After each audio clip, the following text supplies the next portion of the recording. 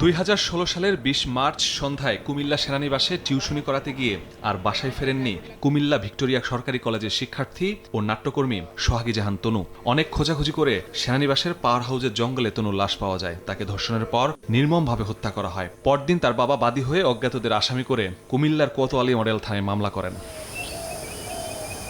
সেনানিবাসের মধ্যে এমন ঘটনা সারা দেশে আলোড়ন তুললেও অজানা কারণে কেউ কুলকিনারা করতে পারেনি। এমনকি 2 দফা ময়নাতদন্ত প্রতিবেদনেও তরুণ মৃত্যুর কারণ খুঁজে না পাওয়ার দাবি করা হয়। প্রথমে থানা পুলিশ, পরে ডিবি, সিআইডির পর 2020 সাল থেকে মামলাটি তদন্ত করছে পিবিআই। এই হত্যাকাণ্ডের শেষ ভরসা ছিল ডিএনএ রিপোর্ট। তনুর পোশাক থেকে নেওয়া নমুনার ডিএনএ পরীক্ষায় 4 পুরুষের অস্তিত্ব পাওয়া যায়। 2024 সালের সেপ্টেম্বরে নতুন তদন্তকারী কর্মকর্তা নিয়োগের পর এ নিয়ে কাজ শুরু করেন। তদন্তে সাবেক ওয়ারেন্ট অফিসার হাফিজুর রহমান, সাবেক সার্জেন্ট জাহিদুজ্জামান, সৈনিক শাহিন আলম ও জাহিদুল ইসলামকে সন্দেহভাজন হিসেবে চিহ্নিত করে শুরু হয় অভিযান। 4 জন পুরুষ ব্যক্তির সম্পূর্ণ ডিএনএ প্রোফাইল ওইখানে পাওয়া গেছে। সাসপেক্টেড আছে জাহিদুজ্জামান আর শাহিন আলম, তাদেরকেও পুলিশ খুঁজছে। গত 21 এপ্রিল এই মামলায় প্রথম সফলতা আসে। জড়িত সন্দেহে কেরানীগঞ্জ থেকে গ্রেফতার করা হয় সাবেক ওয়ারেন্ট অফিসার হাফিজুর রহমানকে। তনুর সঙ্গে হাফিজের নিয়মিত যোগাযোগ ছিল। বিভিন্ন কনসার্টে হাফিজই তাকে নিয়ে যেত। হাফিজের আয়োজিত সবশেষ কনসার্টে তনু উপস্থিত ছিলেন না। এই ক্ষোভ থেকে হাফিজ ঘটনায় জড়িত কিনা খতিয়ে দেখছে পিবিআই। রিমান্ডে সে বিভিন্ন সময় এক এক ধরনের কথাবার্তা বলছে। গুরুত্বপূর্ণ কথাগুলি পুলিশ পিবিআই এগুলি তদন্ত করে দেখতেছে। আশা করা যায় খুব সহসায় বাকি যারা জড়িত তাদেরকেও ইনভেস্টিগেশন অফিসার বের করে করতে পারবে।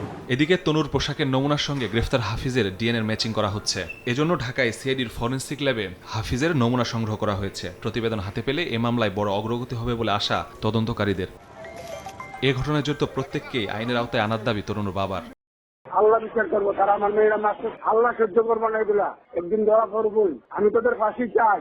অপরাধ বিশ্লেষক বলছেন 10 বছর পার হলেও এবার সুযোগ এসেছে তনু হত্যাকারীদের বিচারের মুখোমুখি করার। অভিযুক্ত ব্যক্তির পেশাগত পরিচয় কিংবা কোনো রাজনৈতিক পরিচয়, প্রভাব বিস্তারের ক্ষমতা, যত ক্ষমতা এবং পরিচয় থাকুক না কেন, তিনি যে অভিযুক্ত, যে অপরাধ করেছে, সে দেশের প্রচলিত আইন অনুযায়ী তাকে বিচারের মুখোমুখি হতে হবে।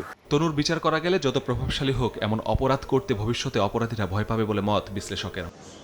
অপরাধ করে যে পার পাওয়া যায় না, সেটি আবারও প্রমাণিত হতে যাচ্ছে। কুমিল্লার আলোচিত কলেজ শিক্ষার্থী তনু হত্যা মামলার 10 বছর পর প্রথমবারের মতো কোনো আসামি গ্রেফতারের মাধ্যমে আবারও আলোচনায় এই হত্যা। ভুক্তভোগীদের দাবি এবার হয়তোবা এই মামলার আলোর মুখ দেখবে। তবে আসলেই কি আলোর মুখ দেখবে নাকি পড়ে থাকবে ডিপ ফ্রিজে, সেটি সময় বলে দেবে। মাসুদুর রহমান, সময় সংবাদ, ঢাকা।